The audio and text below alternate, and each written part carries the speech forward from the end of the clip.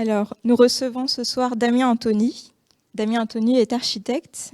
Il enseigne le projet architectural et urbain à l'École nationale d'architecture et du paysage de Lille et aussi à Paris-Belleville. Il est fondateur et associé de l'agence Civil, Architecture du système ville, et il développe des projets architecturaux et urbains sur la ville productive et l'écologie des territoires.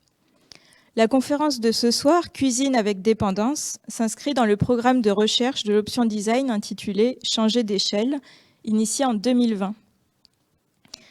Ce programme se compose d'un volet théorique et d'un volet pratique. Le volet théorique se déploie à travers une programmation d'un cycle de conférences pour examiner et construire la critique d'un modèle d'organisation de la société qui repose sur le principe de la centrale. On sait maintenant que pour augmenter ses capacités de production dans le domaine de l'énergie, de l'alimentaire et de divers produits de consommation, l'industrie s'est organisée autour du modèle de la centrale, modèle qui repose sur la concentration des moyens de production. On observe depuis plusieurs décennies maintenant un certain nombre de dysfonctionnements liés à la concentration des moyens de production dans les centrales. Centrales nucléaires, centrales d'achat, centres commerciaux, centres de traitement des eaux, etc. Les centrales, instruments de mondialisation des échanges marchands, sont également responsables de déséquilibres dans les écosystèmes. Ce modèle participe à l'éloignement des lieux de production et des lieux de consommation. On connaît maintenant les effets de cet éloignement sur la question alimentaire, par exemple. Les villes ont perdu l'autonomie alimentaire. Elles dépendent de flux marchands à grande échelle. Et ce questionnement sur la notion d'échelle et de centre de production, on le retrouve dans le travail de l'atelier Civil. On peut trouver sur leur site internet un article intitulé « La décentrale vers de petits bâtiments de production ».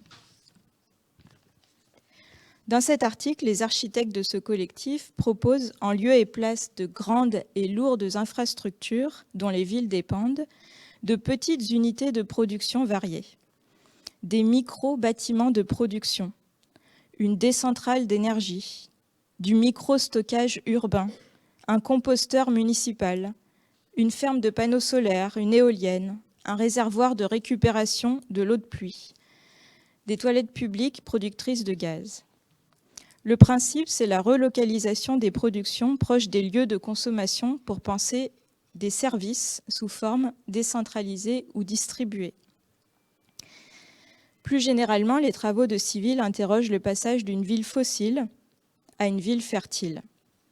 À travers leurs projets, ils s'attachent à montrer les rouages de la ville productive et des réseaux et des bâtiments sur lesquels elle s'appuie.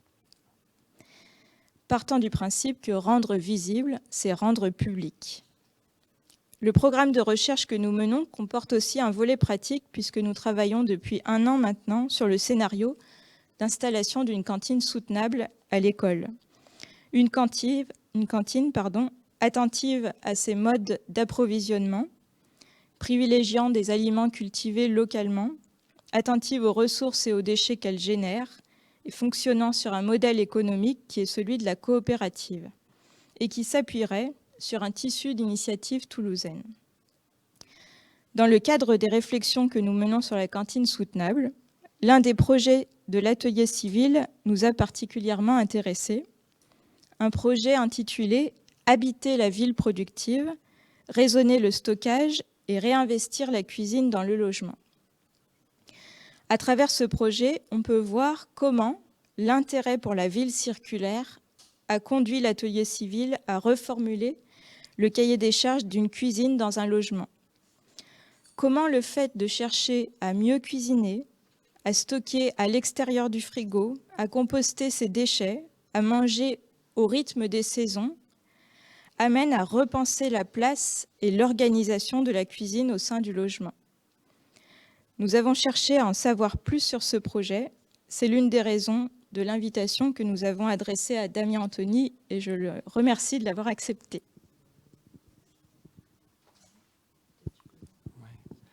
Merci Laetitia pour cette magnifique introduction. Alors bonjour à tous. Oui, alors effectivement, je vous remercie de m'avoir invité sur ce sujet-là. Alors, nous, effectivement, je vais présenter en 3 parties un peu ce qu'on entend par, enfin, pour présenter le projet et en même temps notre démarche. C'est très bien résumé, effectivement, cette question des échelles, cette question de notre démarche. Alors, peut-être en introduction par juste une petite référence. Alors, pourquoi ça s'appelle cuisine avec dépendance? C'est qu'effectivement, alors, au-delà du clin d'œil au très beau film de Jaoui et Bakri, Cuisine et dépendance, une cuisine se pense avec les dépendances, c'est-à-dire qu'il faut évidemment penser la cuisine, selon nous, comme en partant de la filière alimentation, pas seulement dans l'espace de la cuisine. Et donc, il faut regarder, remonter la filière. Et donc là, ça, je vais en parler un peu pour reprogrammer la cuisine dans un logement contemporain. Alors peut-être pour vous expliquer qui on est et ce qu'on fait, mais tu l'as très bien résumé, Laetitia, sur notre démarche. Alors, on aime bien partir aussi. Alors, c'est un peu un hasard. Ça, c'est un autre film qui s'appelle Paris de Cédric Clapiche. C'est notre image, une image qu'on aime bien. C'est au marché de Rungis, puisque c'est aussi de là que viennent beaucoup de nos nourritures qui sont consommées en Île-de-France. C'est une image du film qui montre à quel point finalement ces espaces-là de transit de la nourriture sont très peu visibles. Et c'est un des seuls moments où on le voit. Donc c'est des personnes qui sortent de boîte de nuit et qui s'aperçoivent qu'en fait à 3 heures du matin, il y a des personnes qui travaillent pour les nourrir. Donc cette question de la visibilité, on en reparlera. Donc en fait, nous, on a une démarche qui essaye d'analyser en tant qu'architecte, puisque nous sommes architectes de formation, hein, et nous concevons et construisons des bâtiments, et nous sommes aussi urbanistes, je dirais, par extension, et on a essayé de regarder d'abord les filières qui assurent le fonctionnement matériel de la ville, qui sont l'eau, l'énergie, les déchets, la production, les matières premières, la distribution, l'alimentation, et de regarder comment on peut croiser les filières, qu'est-ce que ça veut dire de les remonter, de les croiser et je dirais de les re-questionner pour voir comment elles peuvent, par exemple, on peut imaginer on en parlait, des décentrales de production hydroélectrique, des parcs de phytoépuration pour relier deux filières comme l'eau et les déchets, des biométhaniseurs entre l'énergie et les déchets. Donc on essaye de faire des liens entre toutes ces filières matérielles qui composent la ville. Et nous, on a choisi d'analyser aussi, évidemment, en tant qu'architecte, les bâtiments étapes de ces filières, parce que, en fait, les filières, ce sont tout simplement, alors on appelle parfois des filières économiques, mais ce sont des chaînes qui sont dessinées dans l'espace, qui sont dessinées en général souvent dans le monde entier. Alors pour l'alimentation, c'est peut-être un peu moins le cas, mais en tout cas, c'est des étapes que suivent la matière qui, à chaque fois, s'arrêtent dans des bâtiments, dans des installations, dans des infrastructures. Et tant qu'on ne les a pas analysées, ces filières, on ne comprend pas vraiment comment ça se passe et qu'est-ce qui nous rend si dépendants aussi notamment de la mondialisation. Pour vous donner un peu une idée aussi qui a fait tilt chez nous, c'est un jour, il y a Saskia Sassen, qui est une sociologue de la mondialisation, qui est venue faire une conférence à Paris. Et elle disait, en fait, la mondialisation, ça n'existe pas. C'est qu'un concept. Ce qui compte, ce qui existe seulement, c'est des filières mondialisées.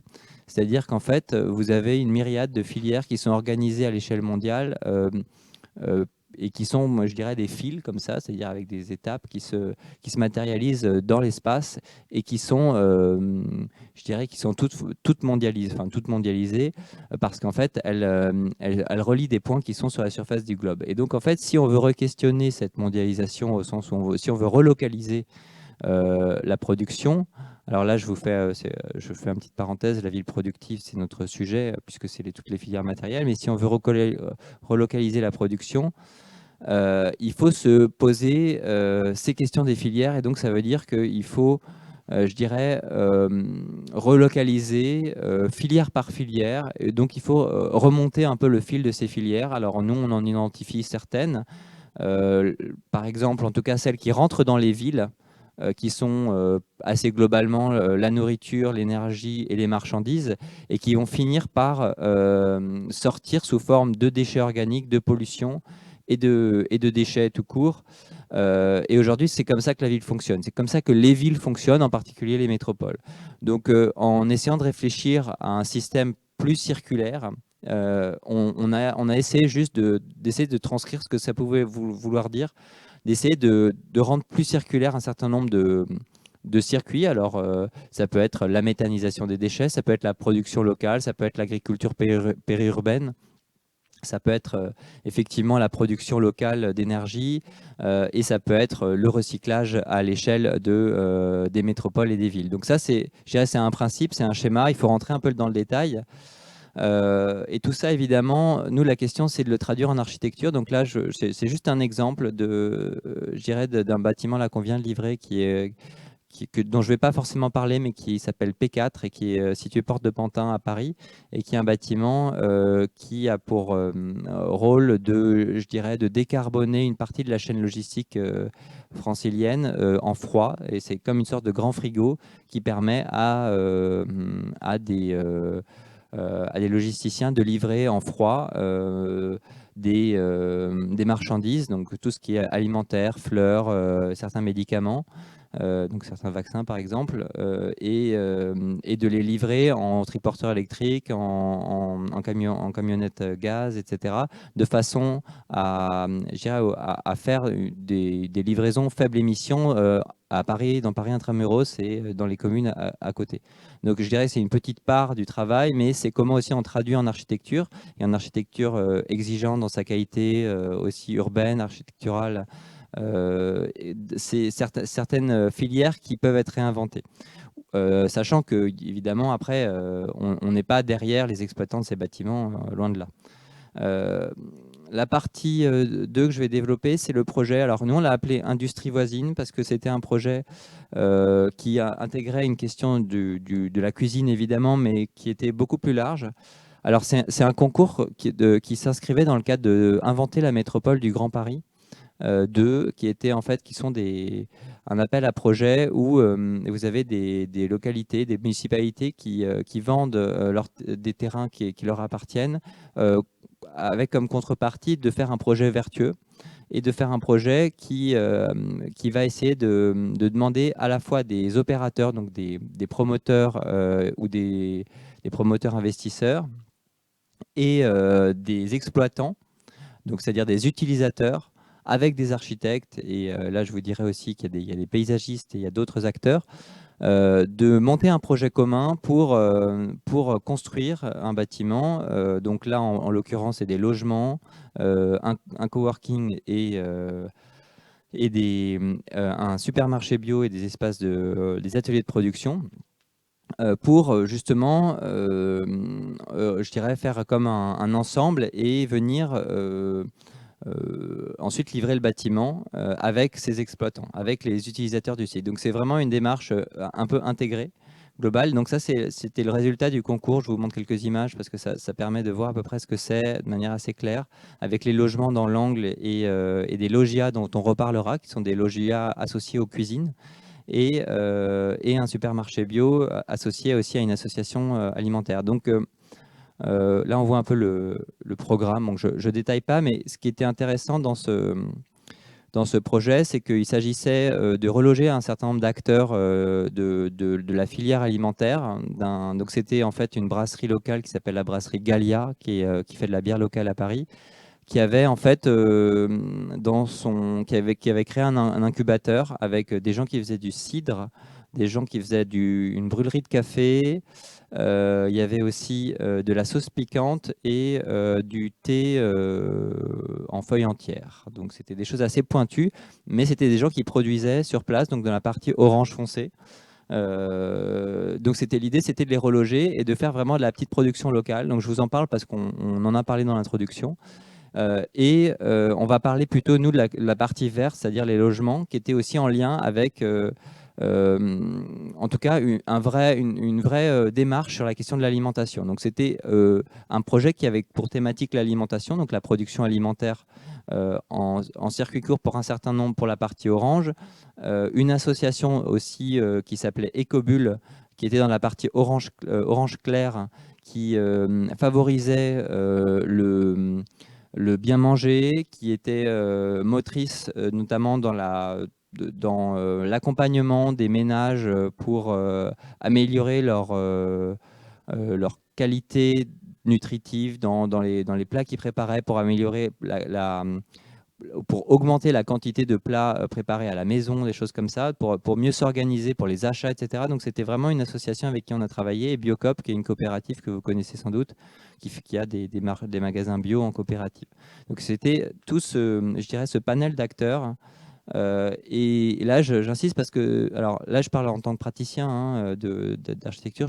Moi, je suis vraiment persuadé que la question du partenariat, aujourd'hui, que le partenariat fait le projet, c'est-à-dire que sans partenariat de qualité, sans partenariat avec des acteurs engagés autour de l'écologie ou autour en tout cas, de valeurs fortes, les projets voilà, ne peuvent pas se faire dans des conditions qui sont suffisamment ambitieuses.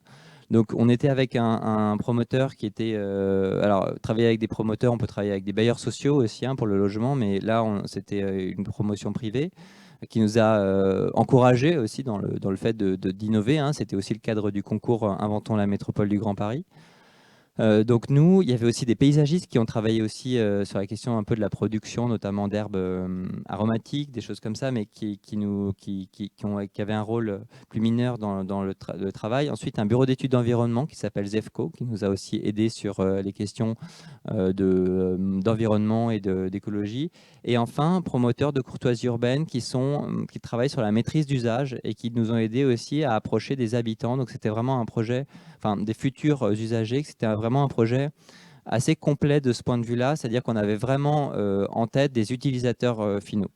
Donc on en parlera peut-être par la suite, mais voilà, la question du sourcing des acteurs. Alors ça, c'est les acteurs avec qui on a fait le projet. Et ensuite, c'est-à-dire avec qui on a conçu le projet. Et ensuite, il y a la question du sourcing. Alors le sourcing, c'est tout simplement le fait de faire une reconnaissance, c'est-à-dire d'aller comprendre qui est en mesure de répondre favorablement à un projet. Et donc, en fait, on a regardé qui autour du site. Donc, c'est à Pantin, à côté de Paris, au nord-est de Paris. Donc il y avait des gens qui faisaient de l'agriculture urbaine, des pariculteurs, il y avait des gens la confiture Rebelle qui font des confitures fabriquées à partir de fruits récupérés. Il y avait Lemon Tree qui faisait aussi du recyclage multiflux, pardon. Et ensuite il y avait, je dirais ça c'était dans le circuit court pantinois, au sens où c'était vraiment pas loin. Et puis ensuite il y avait le circuit court plutôt métropolitain qui est le grand cercle qu'on voit, qui était, alors là, vous aviez, on voit pas très bien, mais Corto, qui conseillait pour faire des achats alimentaires groupés en circuit court. Il y avait les alchimistes, qui étaient aussi des acteurs qui faisaient, en fait, qui récupèrent le déchet, qui récupèrent les déchets organiques, donc les matières organiques, et donc qui font des tournées dans les villes. Il y avait aussi Marché sur l'eau, qui en fait...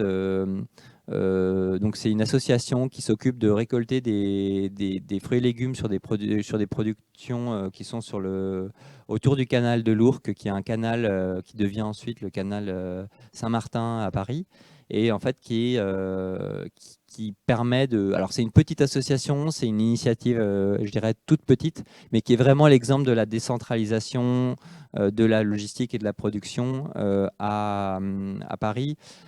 C'est un peu comme une AMAP, mais je dirais un peu plus organisée, avec un système de petits bateaux qui arrivent. Donc voilà, il y a plusieurs acteurs. Et puis ensuite, il y avait Moulineau qui faisait de la récupération de déchets organiques. Donc on a vraiment regardé qui étaient les gens qui étaient en mesure de travailler avec nous, des partenariats qu'on avait déjà mis en place, qui étaient déjà mis en place avec les acteurs, et d'autres qui étaient à venir, puisqu'on proposait justement de faire le projet avec eux, où on peut, je dirais, en s'appuyant sur leurs compétences d'acteurs, puisque nous, on n'a pas toutes les compétences, mais ça permettait de les intégrer au projet, notamment en faisant venir dans les cuisines, notamment au sein de la structure du supermarché, des récupérations un peu plus importantes de fruits et légumes, etc. Donc en fait, l'idée, c'était vraiment de constituer un système d'acteurs pertinents pour que le projet puisse par la suite, je dirais, fonctionner tout seul avec des acteurs en réseau. Donc ça, c'est extrêmement important. Donc ça, c'est le sourcing des acteurs utilisateurs et je dirais des acteurs partenaires au projet. Et ensuite, on a eu, je dirais, un troisième type d'acteurs qui étaient les habitants ou les futurs habitants. Et donc là, c'est le promoteur de courtoisie urbaine qui nous a aidé à définir un peu un cahier des charges. Alors, en fait, on a fait des ateliers avec ce qui a été appelé des habitants pionniers, c'est-à-dire des habitants qui potentiellement pouvaient acheter, qui potentiellement étaient des acquéreurs des futurs logements, et en fait qui ont servi, je dirais, de pionniers pour définir des besoins futurs de ce que pouvait être je dirais, des besoins de logement. Et comme on a parlé de l'alimentation, et comme le thème, c'était l'alimentation, on leur a demandé un peu, pour eux, quelles étaient les idées, ou en tout cas, d'abord les problèmes qu'ils avaient. Donc c'était des gens qui étaient avertis, c'est des gens qui étaient intéressés. Donc c'était des gens qui avaient déjà aussi un coup d'avance sur un certain nombre de démarches. Et on leur a demandé, pour eux, ce que c'était que de bien manger, ce que c'était que de mieux manger au sens de cuisiner et de s'organiser pour notamment travailler à du zéro déchet et travailler à une cuisine zéro déchet. Et en fait, ils nous ont dit des choses assez étonnantes. Ils nous ont dit justement, par exemple, notre place de parking et notre garde-manger, on y a fait installer l'électricité pour stocker notre cave à vin. On a eu des réponses différentes. On a eu des réponses de personnes qui stockaient leurs bocaux de zéro déchet dans leur dressing. Voilà, des choses qui étaient assez étonnantes, mais en fait, qui nous ont, nous, incité à en fait, revoir complètement le cahier des charges du logement, mais pas seulement, aussi à essayer de se dire, il y a le logement, au sens, il y a la cuisine, puisqu'on parle de l'alimentation, mais il n'y a pas que la cuisine. Et donc, il faut sortir du logement, il faut aller, puisqu'on conçoit aussi ces espaces-là, il faut aller regarder ce que c'est qu'un cellier, regarder ce que c'est qu'un box de parking ou un parking, et la place effectivement que ça représente. C'est quand même 12,5 mètres carrés, hein, une place de parking, donc c'est presque une pièce, hein, c'est une grande chambre, sauf que c'est en sous-sol. Et d'essayer de se reposer la question de qu'est-ce que c'est une cuisine qui favorise le bien manger, et qu'est-ce que c'est une cuisine qui favorise le zéro déchet. Donc on a commencé à dessiner, on a commencé à réfléchir. Et en fait, on s'est dit plusieurs choses. On s'est dit que d'abord, il fallait repartir. Alors peut-être que je vais aller un peu après, voilà, du cahier des charges. Donc on a commencé à dessiner un cahier des charges en partant un peu des flux. Parce que nous, ce qui nous intéresse, c'est évidemment les flux dans la ville, mais c'est aussi de repartir, de regarder dans toutes ces filières alimentaires ce que ça veut dire et comment s'organisent les flux, dans quel sens les flux arrivent et comment ils repartent. Et en fait, on s'est aperçu que déjà, il fallait monter les courses dans la cuisine, donc ce qui n'était pas chose facile. Il fallait les faire entrer dans la cuisine. Ensuite, il fallait faire la transformation, donc c'est ce qui est en verre. Il fallait faire la vaisselle. Et enfin, il y avait, je dirais, c'est la fin du process, qui était le process de tri, et je dirais tout ce qui est entretien qu'est-ce qu'on avait marqué, voilà, c'est tout ce qui est compost et les flux sortants, hein. C'est-à-dire que la cuisine, souvent dans les collectivités, c'est une marche en avant parce qu'il ne faut pas mélanger ce qui est propre et ce qui est sale, donc il faut faire attention aussi à ces questions sanitaires. Donc il y a des choses assez simples, mais globalement, en fait, on s'est aperçu que c'était une séquence qui était importante à re-questionner, parce que si on fait du zéro déchet, cette séquence, elle doit être en partie bouclée, mais elle doit être en partie redimensionnée au regard des vrais besoins.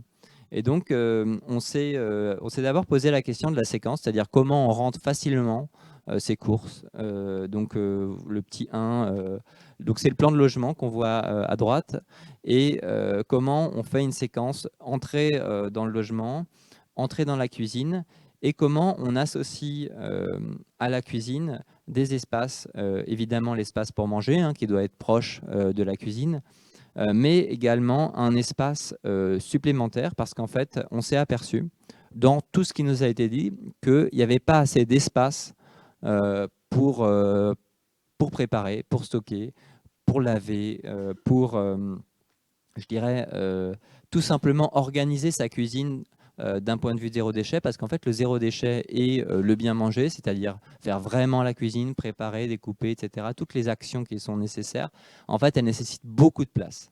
Et en fait, ça va un peu à l'encontre, je dirais, des stéréotypes qu'on se fait sur la disparition de la cuisine, sur le fait qu'en fait, dans la cuisine, on ne fait que réchauffer des plats, dans la cuisine, on ne fait que, on ne fait que finalement y passer. Sans vraiment y vivre. Et en fait, aujourd'hui, alors on a fait quelques recherches, on a regardé quel était aujourd'hui l'usage de la cuisine, et on s'est aperçu qu'effectivement, la cuisine, c'est un lieu crucial à la fois pour, je dirais, la préparation de la nourriture, parce que les gens cuisinent beaucoup. Alors, c'est peut-être un tropisme français, mais les gens cuisinent beaucoup. Et cuisinent de plus en plus. Mais en tout cas, il y a quelque chose qui est assez intéressant, c'est que c'est aussi des endroits où il se passe des choses. Et alors, c'est pour ça que je faisais la référence à Cuisine et Dépendance, parce que c'est effectivement dans la cuisine, dans ce film, que tout se passe et que tout se joue. Et la cuisine, elle doit être évidemment en relation, en tout cas, elle peut être en relation avec l'extérieur, avec le logement, avec le salon, avec la salle à manger. Donc, toute cette articulation, ce triptyque, je dirais,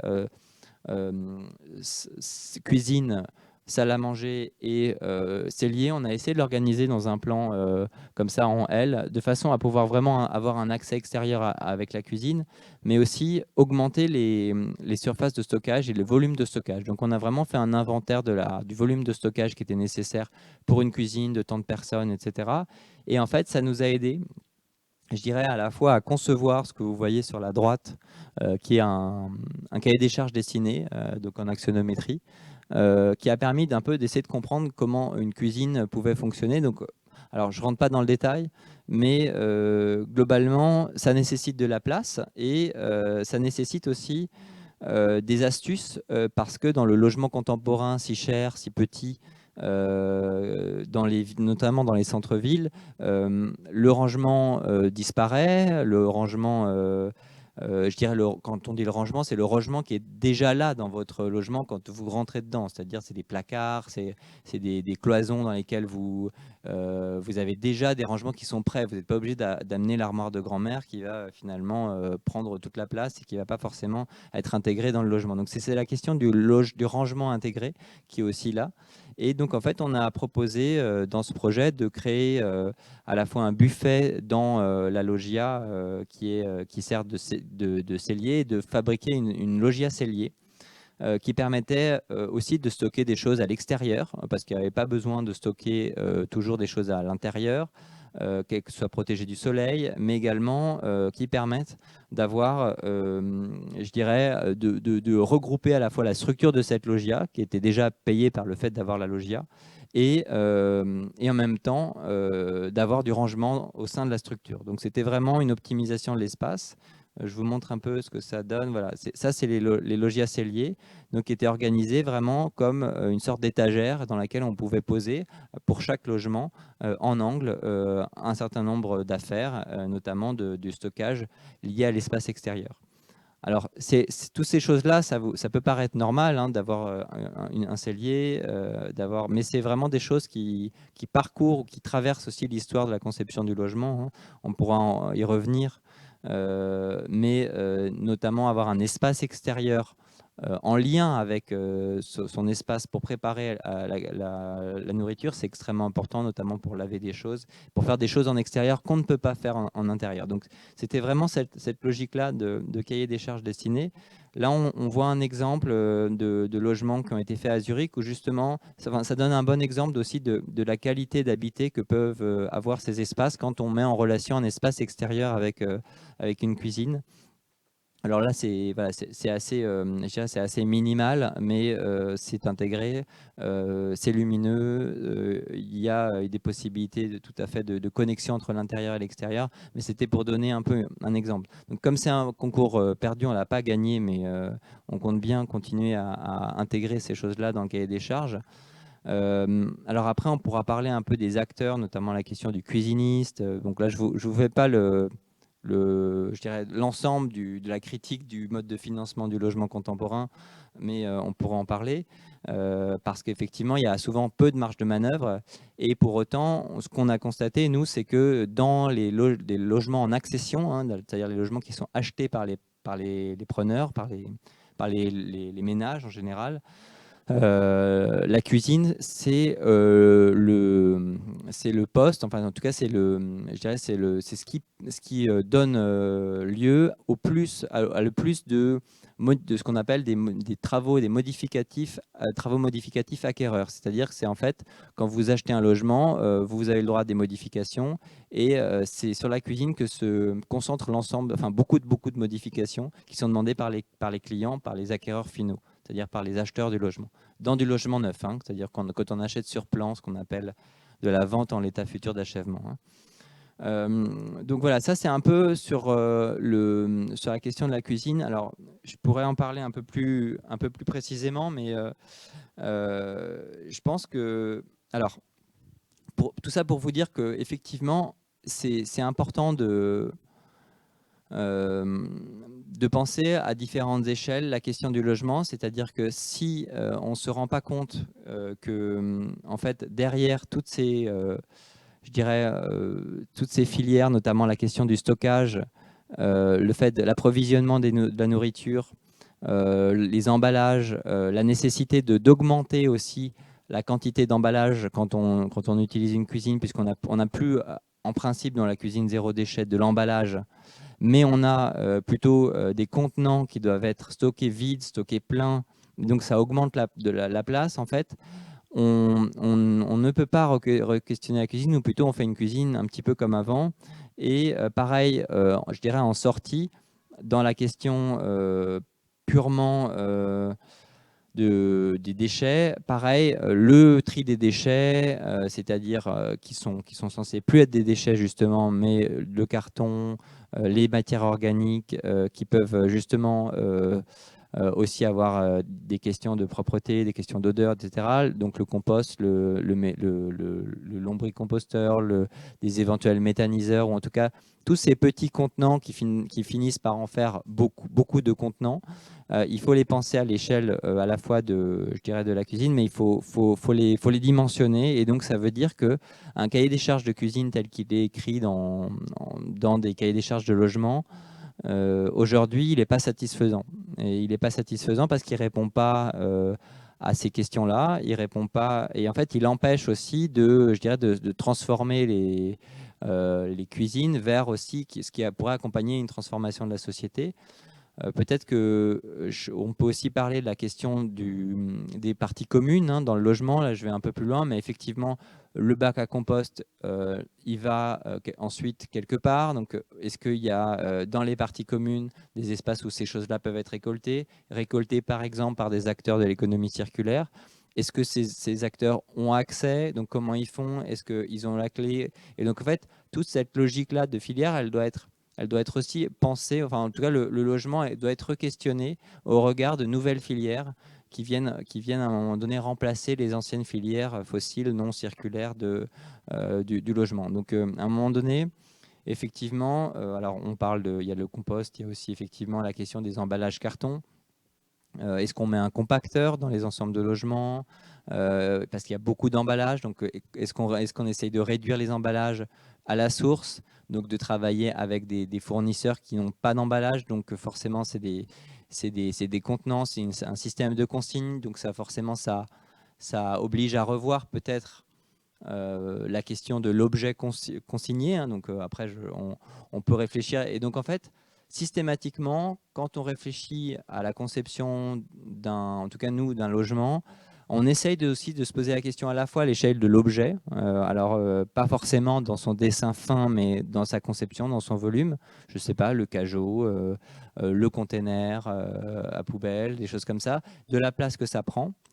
Et après, évidemment, donc ça c'est la filière, je dirais, petite échelle, mais il y a aussi la question à grande échelle de ce que ça devient ensuite, toutes ces masses de compost, de carton, où ils vont, est-ce que ça sert à alimenter? Parce qu'aujourd'hui, la plupart des déchets sont incinérés, hein, et en particulier les déchets organiques, hein, quand ils ne sont pas triés. Donc aujourd'hui, vous avez d'immenses usines alors c'est pas toujours de la méthanisation, hein, souvent ce qu'on appelle de la valorisation, hein, qui est de la... donc vous en avez une à Ivry-sur-Seine, pas très loin de Pantin. Vous en avez une à Bobigny aussi, ou non, c'est à Romainville, qui sont des énormes usines qui sont traitées par des syndicats intercommunaux justement de traitement des déchets. Donc voilà, je ne rentre pas tellement sur cette filière-là parce que ça prendrait du temps à analyser, mais c'est surtout, je dirais, ça c'est la filière qui pourrait être questionné. Mais effectivement, c'est des investissements très lourds. C'est ce qu'on appelle, ce que Laetitia a repris comme terme, effectivement, des centrales. Et ça, c'est des infrastructures aujourd'hui sur des investissements énormes, avec des durées de vie qui sont aussi très longues, mais qui, en fait, entretiennent le système, je dirais, d'un recyclage, entretiennent la création de déchets pour pouvoir les alimenter. Donc voilà, en tout cas, ça, c'est un peu pour la critique du système centralisé. Peut-être je vais terminer par la question des outils. Effectivement, nous, on a besoin d'outils à plusieurs échelles. Parmi ces outils, il y a évidemment la cartographie, dont je ne vais pas forcément parler parce que c'est un outil qui a été mieux, je dirais, balisé par d'autres, mais qu'on utilise aussi beaucoup. Ah tiens, j'ai un bug. Oui, là, c'est la question des inventaires. Je vais en parler un peu après. Voilà, c'est la question des inventaires. Alors, nous, on a une culture de l'inventaire. Alors, inventaire d'objets, inventaire de bâtiments, on aime bien ça. On aime bien les dessiner aussi. Et donc là, c'était un premier inventaire que j'avais fait en Asie du Sud, en Asie du Sud-Est, sur l'eau, l'énergie, le transport. Et il y avait des cuisines de rue d'ailleurs. Inventaire que j'ai pu poursuivre dans une exposition qu'on a fait avec la Cité de l'Architecture et du Patrimoine sur, ça s'appelait Ma cantine en ville, et c'était sur l'ensemble des cuisines, enfin l'ensemble d'un relevé mondial de toutes les cuisines de rue qui pouvaient exister, alors avec un relevé dessiné. Ah, donc là, c'est les cuisines à même échelle. Alors on voit pas les noms, mais tout en haut à gauche, c'est au Mali, donc c'est des petites popotes. Il y a un porteur au Cameroun, et après, il y a à même échelle, il y a le food truck à l'américaine, donc à des échelles vraiment très différentes sur des cuisines. Alors ouais, voilà, là, on a un exemple en Thaïlande d'une analyse qu'on avait fait. Alors je vous le montre comme ça parce qu'en fait, voilà, qui permettait d'identifier aussi les principales fonctions d'une cuisine de rue. Donc déjà le déplacement pour qu'elle soit déplaçable, la conservation, la préparation, la présentation des objets, enfin des mets, et la cuisson évidemment avant. Je ne l'ai pas fait dans l'ordre, et la consommation enfin, parce qu'en fait une cuisine, elle devait pratiquement avoir tout contenu dans son véhicule. Donc ça, c'était assez intéressant de regarder ça, comment au-delà de la question de la cuisine, du logement, puisque c'est un peu de ça dont on parlait et sur lequel nous on travaille, nous on aime bien, je dirais, explorer, faire de la recherche. Et ça, c'était l'occasion par l'inventaire dessiné, hein, c'est-à-dire on dessinait, là c'est ce qu'on appelle en géométral, hein, nous les architectes, c'est-à-dire on dessinait en élévation à même échelle, avec des références pour bien comprendre les dimensions et les usages, en essayant d'être exact. Les différentes familles de cuisine. Et en allant, alors là, j'avais pas pu me déplacer sur place, mais dans ce cas-là, l'idée c'était vraiment de trouver je dirais, des objets intéressants qui permettaient de montrer à quel point les services pouvaient être décentralisés et miniaturisés. Donc ça, ces inventaires, alors là, par exemple, c'était un biogaz. Alors, il ne faut pas lire parce que c'est un mauvais collage que j'ai fait, mais c'était un dessin d'un biogaz familial qui était en Thaïlande, où en fait les gens, avec leurs déchets du matin, du midi et de l'après-midi et du soir, ils arrivaient avec différents réservoirs à faire du biogaz pour cuisiner. Donc il y avait vraiment toute la chaîne des matières organiques jusqu'au réservoir de gaz et on voit à droite, on voit le brûleur, tout simplement. Donc c'était du biogaz. Et ce genre de choses, c'était à la fois comprendre les objets, mais aussi les comprendre dans leur ensemble ou essayer de faire comme un état de l'art, ou en tout cas un inventaire. Ou un atlas. Alors un atlas, c'est cartographié, mais je dirais que c'est ça, nous architectes, je dirais la méthode qui nous paraissait la plus claire et la plus en lien avec notre métier, de faire ces inventaires-là. On le fait avec des bâtiments d'ailleurs, parce qu'en fait, ça nous permet d'avoir des bons exemples, d'avoir aussi des mauvais exemples, et toujours de les mettre dans une perspective géographique, et de les mettre aussi dans une perspective historique si on peut. Quand on parle de bâtiments, ça nous intéresse de regarder à quelle époque ils ont été faits pour re-questionner cette histoire. Donc c'était un peu pour aussi ouvrir, mais cette question, c'est des outils qu'on utilise pour la conception, en tout cas pour réinterroger ces filières. C'est des outils qui doivent être réinventés à chaque fois, qui doivent être nouveaux. Mais nous, on aime bien le dessin parce que c'est un outil de projet pour nous. Mais il y a évidemment des rapports, il y a aussi des cartographies, tout ça. Alors j'espère que j'ai été assez clair, mais je voulais terminer peut-être sur quelques chiffres quand même qui sont assez inquiétants et qui parfois posent aussi question. Pour vous dire qu'aujourd'hui, par exemple, Paris a 3 jours d'autonomie alimentaire, c'est-à-dire qu'aujourd'hui, s'il n'y a plus d'approvisionnement dans Paris, il n'y a que 3 jours et après ça, les gens commencent à avoir faim. Donc on n'a pas de stock aujourd'hui, donc on a vraiment une très faible résilience. Vous avez 12 millions de personnes qui vivent à Paris, enfin en région parisienne. Voilà, ça c'est un premier chiffre juste pour vous dire quand même c'est pas du tout résilient. Donc là, on n'est pas du tout circulaire, puisque les filières de l'alimentation sont notamment mondialisées, en tout cas pour le sec, c'est sûr. Après, nous, alors, avec des étudiants, on avait regardé ça, mais il n'y a que, par exemple, 2% de la nourriture produite dans la métropole de Lille qui est mangée par ses habitants. Voilà. Pour vous dire que sinon, les 98%, ils sont en transformation pour faire autre chose. Voilà. Bon, alors, parfois, c'est parce qu'il n'y a pas assez de diversité, hein. Il y a beaucoup de patates, il y a beaucoup de betteraves, il y a beaucoup de... Voilà. Donc ça, c'est des choses en tout cas, qu'il faut savoir. Ça veut aussi et enfin, donc ça veut dire il y a des marges de progression importantes. Et enfin, alors sur Roubaix par exemple, l'agriculture urbaine couvre seulement 2% des besoins en légumes des habitants. Donc ça, c'est quand même le signe aussi qu'aujourd'hui, la question de l'agriculture urbaine, et je vais peut-être terminer là-dessus, l'agriculture urbaine aujourd'hui, elle ne peut pas résoudre tous les besoins de la relocalisation des circuits alimentaires. C'est-à-dire elle est bien en deçà de la production qu'il faudrait. Et donc, je dirais que nous, en tout cas, dans notre démarche, avec une vision, je dirais, systémique, mais on n'est pas des stratèges de l'alimentation, hein, qu'on s'entende. On pense qu'il vaut mieux tisser plutôt des liens vertueux avec les hinterlands agricoles, avec les arrière-pays agricoles, je dirais, et leurs liens logistiques et des circuits courts, notamment des circuits décarbonés ou faibles émissions, pour améliorer, je dirais, la logistique du dernier kilomètre et la logistique de proche en proche, plutôt que d'essayer de se faire des films sur le fait qu'on arriverait avec de l'agriculture urbaine à nourrir tout le monde. Voilà, parce que ça, c'est juste pour avoir quand même quelques chiffres en tête. Et donc voilà, nous, après, c'est pour ça qu'on pense que c'est ça, notamment la logistique, elle est extrêmement importante parce que c'est vraiment celle qui fait le lien entre la production et la consommation. Et donc si on améliore aussi la logistique sur la question alimentaire, notamment entre, par exemple, une ville et sa périphérie, ou entre une ville et son arrière-pays agricole, hein, parce que c'était à la base comme ça que ça fonctionnait, hein. C'était les villes qui étaient le marché où s'échangeaient les productions alimentaires.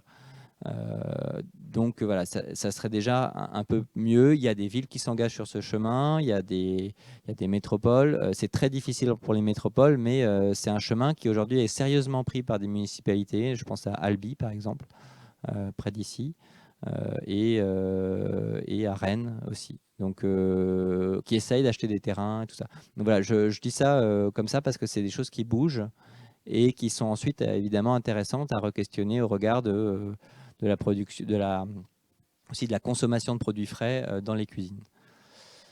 Voilà, j'espère que j'ai été assez clair, mais parce que c'est forcément assez foisonnant. N'hésitez pas, si vous avez des questions, on peut commencer à discuter. En tout cas, je vous remercie.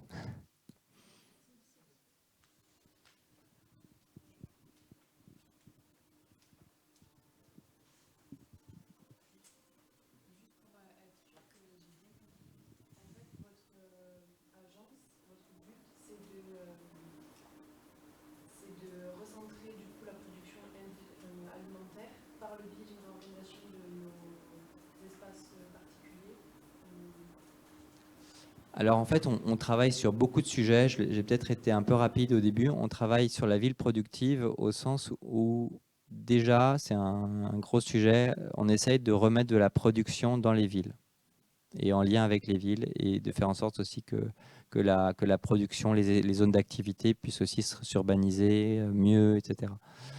Donc nous, on travaille sur l'architecture et sur l'urbanisme. Donc on essaye de faire de la place à ces espaces-là de production, de transformation. Après, on n'a pas une vocation, je dirais, à inventer des filières, à créer des choses, et on n'a pas de vocation spécifique je dirais, sur l'agriculture ou sur le lancement de programmes ou de. En fait, on n'est pas en train de monter des circuits courts, par exemple. En fait, on essaye de leur faire de la place. C'est juste ça, parce qu'en fait, on se cantonne à notre rôle d'architecte. Et à ce titre-là, on essaye juste de dire, aujourd'hui, on ne donne pas assez de place à la production, mais aussi au dernier maillon de cette chaîne, notamment voilà, les transformateurs de nourriture, les gens qui font de la logistique aussi, mais aussi dans le logement, on ne donne pas assez de place à des pratiques qui pourraient être vertueuses. Et donc, nous, notre rôle d'architecte, c'est de leur donner de la place et je dirais, de réécrire les cahiers des charges pour qu'ils aient de la place. Et donc, en fait, aujourd'hui, on a chassé les productions des villes parce que c'était assez mécaniquement des espaces qui étaient pas assez rentables par rapport je dirais, aux valeurs foncières du logement, du bureau, du commerce. Et donc, les productions ont été chassées des villes la plupart du temps, pour des raisons, je dirais, bassement économiques. Mais voilà, aujourd'hui, est-ce qu'on y revient? Comment on y revient?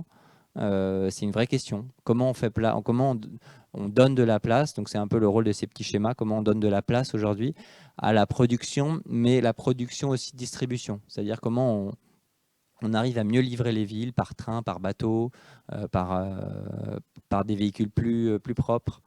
Et donc c'est pour ça que, enfin, en gros, ça c'est plutôt ça notre engagement, plutôt que je dirais le fait de créer des filières.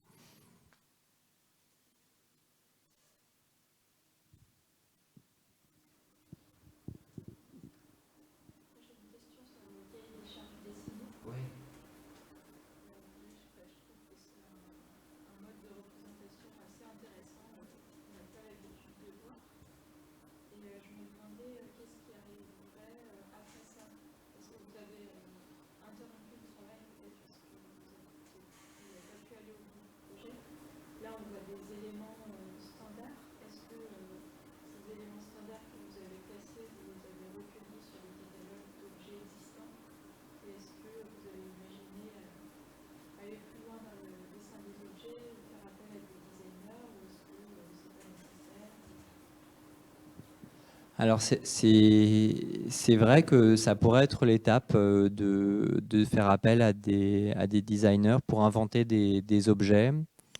Déjà faire de la place, c'est déjà énorme. Peut-être que après, en fait, je sais pas si ça passe pas par, je dirais, par nos commanditaires. C'est-à-dire qu'en fait, la prochaine étape pour nous, c'est de faire inscrire ce cahier des charges dessiné dans le cahier des charges du logement, d'un bailleur social, d'un promoteur, pour qu'ils disent moi, dans mon logement, je veux ça, je veux tant d'éléments de cuisine, je veux tel espace, je veux qu'on puisse y mettre tel et tel truc, il y a tant de prises, enfin, voilà, il y a peut-être des choses qui sont assez précises dans ce qu'on appelle oui, un cahier des charges, mais qui souvent, ces cahiers des charges sont verrouillés pour des raisons de normalisation du logement, qui sont d'ailleurs pas forcément des bonnes raisons, hein, parce que à vouloir, je dirais, normaliser, à vouloir satisfaire un peu tout le monde en général, on satisfait personne vraiment en particulier, hein, c'est pour ça que les cuisines sont redessinées à chaque fois.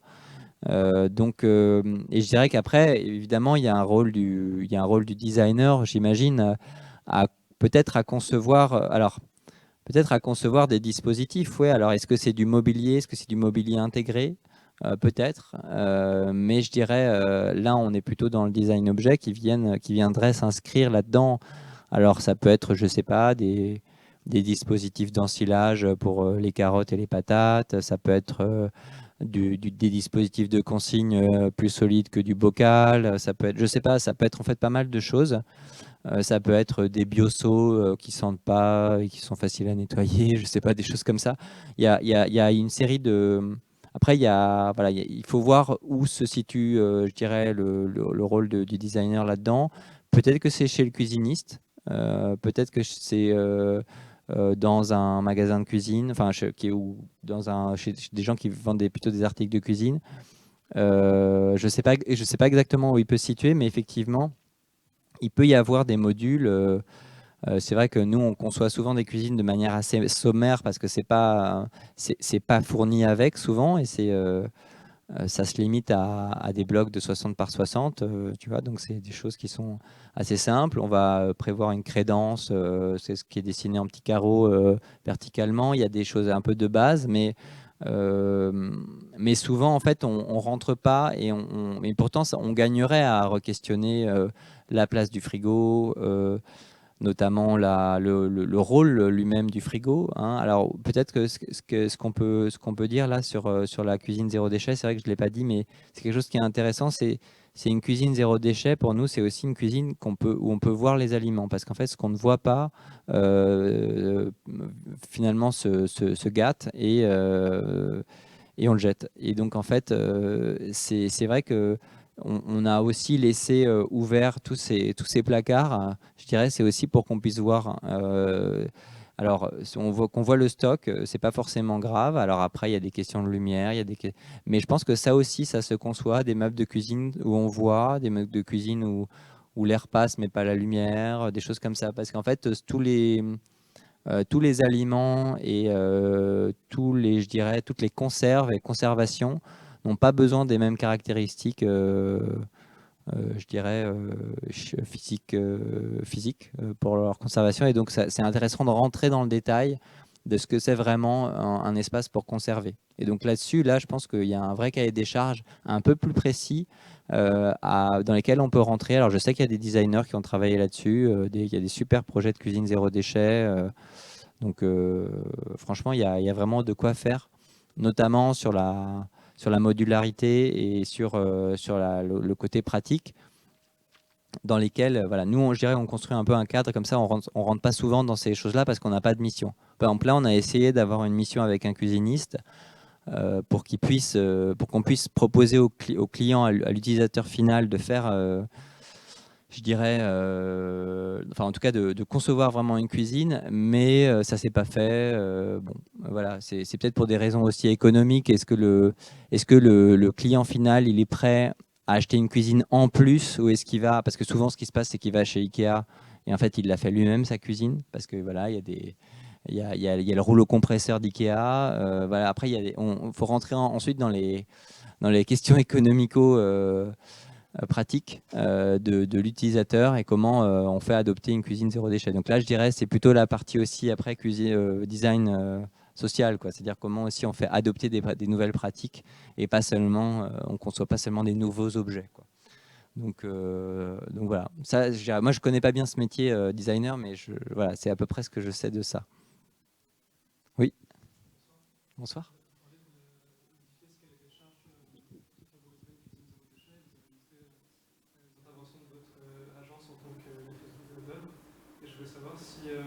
Si vous intervenez aussi en tant qu'assistance à la maîtrise d'ouvrage ou programmiste dans des concours publics pour justement avoir plus de poids sur ce cahier des charges.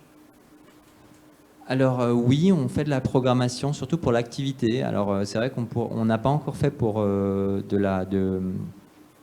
n'a pas encore fait pour du logement. On essaye de le faire, mais les bailleurs sociaux, souvent, sont assez frileux. Alors les promoteurs, parfois encore plus, dans l'innovation, parce que là, il y a une ambition d'innovation qui est portée par la métropole du Grand Paris.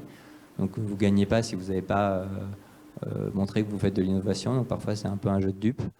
Mais oui, on fait de la programmation sur l'activité. On essaye de concevoir des programmes. Donc là, on peut influer. Et effectivement, c'est effectivement le métier de... Alors, on est plutôt programmiste urbain. On n'est pas ce qu'on appelle programmiste architectural. C'est-à-dire, on n'écrit pas toujours des cahiers des charges détaillés qui peuvent aller très loin. Et parfois...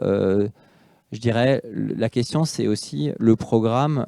Faut-il un programme? Parce que c'est vrai que parfois, on peut avoir un cahier des charges parfois, mais si le cahier, enfin, ou plutôt, ne faut-il pas réécrire le programme à chaque fois qu'on fait un projet? Alors, parfois, on peut s'épuiser, hein, mais là, par exemple, le programme, on a essayé de l'écrire avec des besoins qui étaient remontés des gens. Donc qui était remonté de la maîtrise d'usage. Donc on avait vraiment quelqu'un qui faisait de la maîtrise d'usage, qui a aidé à remonter des idées, mais surtout des besoins. Et de ces besoins, on a fait un cahier des charges dessiné en l'étoffant un peu, parce qu'on a poussé un peu l'analyse sur les besoins de base qui étaient plus de rangement et plus pratique.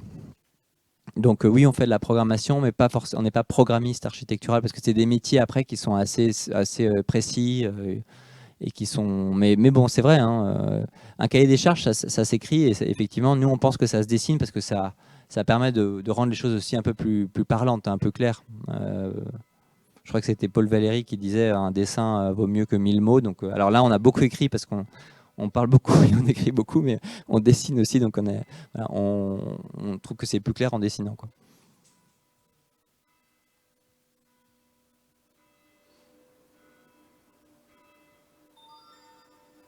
Est-ce que vous avez d'autres questions ou d'autres discussions?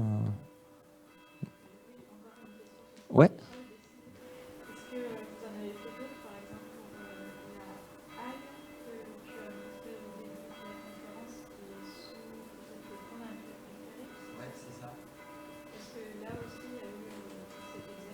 Oui, alors en fait, là, effectivement, on a construit le programme directement avec l'exploitant, parce que c'est des nouveaux modes de consultation dans les métropoles. Alors je sais qu'à Toulouse, il y avait Dessine-moi Toulouse je ne sais pas ce que ça a donné. Alors nous, on a fait un concours, mais on l'a perdu.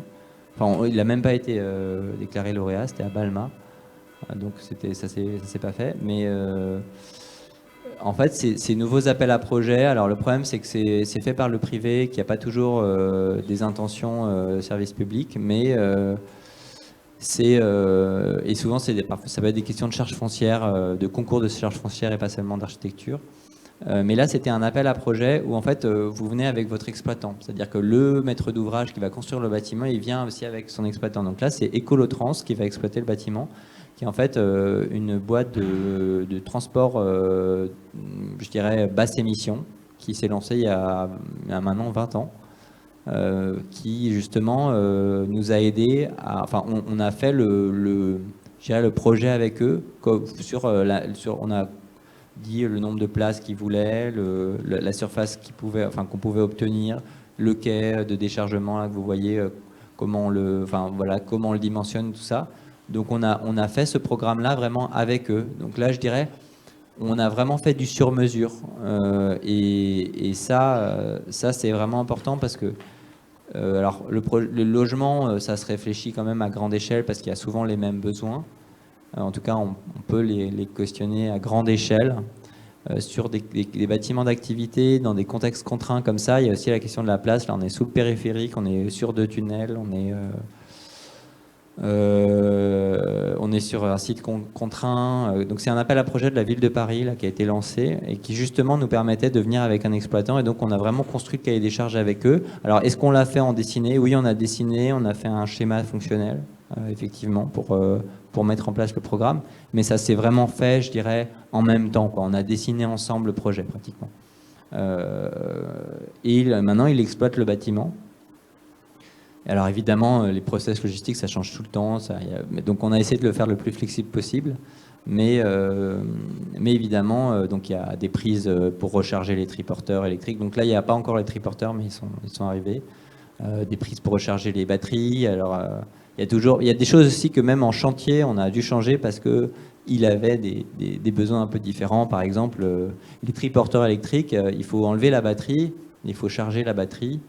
Et donc en fait, on a fabriqué une petite niche, on la voit pas là, mais une petite niche dans le bois là pour charger la batterie, des choses comme ça. Donc vraiment, après c'était vraiment juste que dans le chantier que ça s'est modifié. Donc là, pour le coup, le cahier des charges était mouvant et le programme était complètement. Voilà, il faut pas. C'est toujours embêtant. C'est toujours une vraie question à la fin. Mais on a pu s'adapter vraiment aux besoins de l'utilisateur jusqu'à la livraison du bâtiment. Donc ça, c'était super. C'est une vraie chance d'avoir les utilisateurs en face parce qu'en fait, sinon, vraiment, on conçoit en blanc, quoi, comme on dit, sans utilisateurs. Et ça, ça donne du générique, ça donne quelque chose qui est souvent pas informé de la réalité et comme je disais un peu qui en voulant plaire à tout le monde plaît à personne en particulier, quoi. Donc c'est un peu le drame du logement contemporain, contemporain de ce qui est construit aujourd'hui. Donc voilà, sans vouloir mettre de mauvaises ambiances, la production des logements contemporains aujourd'hui, ça doit être critiqué et notamment les modes de financement, les modes de financement et les modes aussi de construction.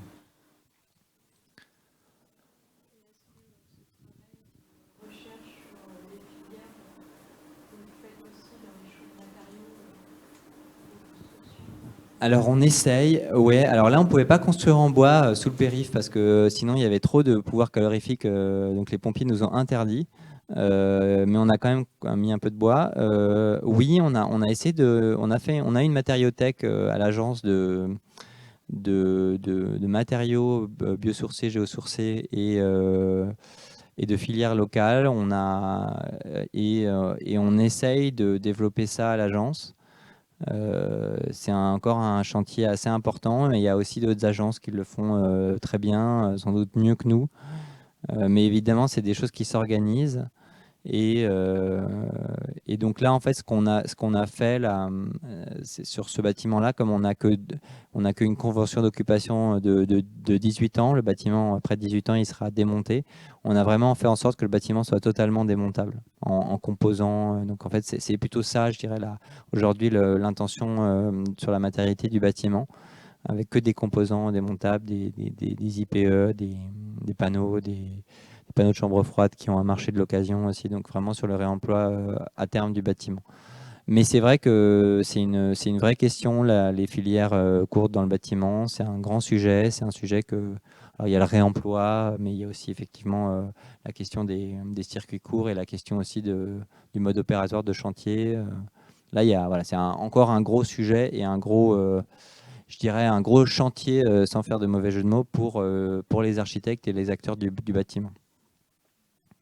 Mais évidemment on réfléchit à ces questions-là, mais c'est toujours des choses que les maîtres d'ouvrage peuvent. Enfin, voilà, le béton aujourd'hui est extrêmement fort et extrêmement utilisé. C'est très difficile de sortir dans des cadres de financement complexes de ces modes opératoires. Il faut vraiment qu'il y ait une volonté politique des bailleurs sociaux, des maîtres d'ouvrage, des pouvoirs publics, notamment avec la RE 2020, la réglementation énergétique 2020 sur les bâtiments, pour qu'on change les modes de production aussi du bâtiment dans la production, dans l'approvisionnement des matières pour construire. donc du bois, de la terre crue, des choses comme ça. Donc c'est en train de changer, mais c'est très lent et parfois c'est des effets d'annonce. Donc et voilà, donc je sais pas, en ce moment, alors si vous passez à Paris en ce moment, il y a quelque chose qui est assez bien. C'est une exposition qui a été faite par Philippe Risotti, qui est un architecte qui travaille sur la légèreté dans le bâtiment. Et ça s'appelle l'empreinte carbone d'un habitat. Et c'est justement sur la question de la légèreté de l'architecture expérimentale et de l'architecture. Donc si vous passez à Paris, c'est au pavillon de l'Arsenal. J'en profite parce que c'est vraiment un inventaire de toutes les pièces, de tous les bâtiments, de plein de logements en fait, des années 50 à nos jours qui ont été faits. Et en fait, ils montrent que ces bâtiments-là ont une empreinte carbone très très faible parce qu'en fait, ils sont très très légers. Et ils ont été conçus pour être démontables et très très légers. Et donc en fait, leur empreinte carbone est bien meilleure que du logement contemporain aujourd'hui. Voilà, donc parce qu'en fait ils sont légers. Donc c'était aussi pour montrer que nous, les concepteurs, nous pouvons avoir aussi un impact fort sur les bilans carbone et les bilans énergétiques des objets et des bâtiments que nous concevons justement en les rendant par exemple plus légers. En tout cas, c'est une des pistes. En tout cas, c'est la piste qu'explore ce bâtiment-là. Vous avez d'autres gens qui travaillent dans le sud, comme Gilles Perrodin, par exemple, qui travaille sur la pierre. Donc, c'est un autre processus, la pierre massive, donc sur la qualité vraiment du matériau et du matériau local. D'ailleurs, je crois qu'il va faire aussi une conférence au pavillon de l'Arsenal à Paris. Donc, si vous êtes de passage, ou vous pouvez même voir enfin, je sais pas, il y a certainement des retransmissions. Donc, c'est des choses qui sont en train de bouger, qui changent. Ouais, moi, je vous invite à regarder ça. En tout cas, sur les matériaux locaux, il y a plein d'architectes qui font ça mieux que nous. Et je pense à des gens comme Studio Lada, Ramdam, des gens comme ça qui font un super boulot d'architecte là-dessus.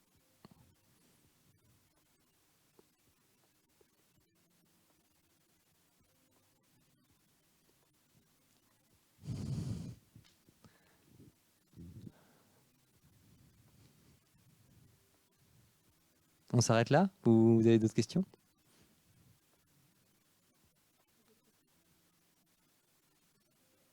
toute façon, je suis là. Je ne vais pas remonter sur Paris ce soir, donc je ne vais pas m'enfuir, je reste là. Et on peut discuter après, voilà, bien sûr. Merci beaucoup.